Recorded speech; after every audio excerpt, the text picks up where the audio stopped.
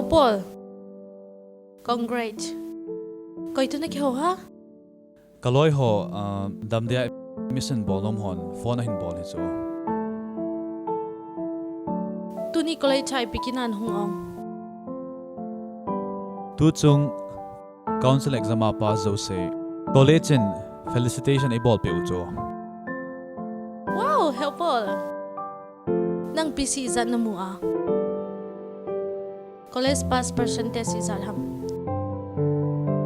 Kaya 79 PC. English le science letter mark kamui. College pass percentage hi 92%.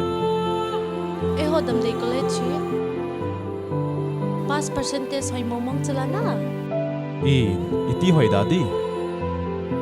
College jong green environment hiya. Staff hoda thep sangta nei ngen hiya.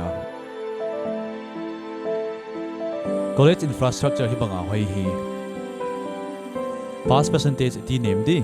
2019-20 Damdei Christian College adingin. Class 11 Science Art Commerce. BA BSc first semester. Adingin admission akihong tay. Admission akihon to kilhonin. Form the prospectus office sa muthe ahitai.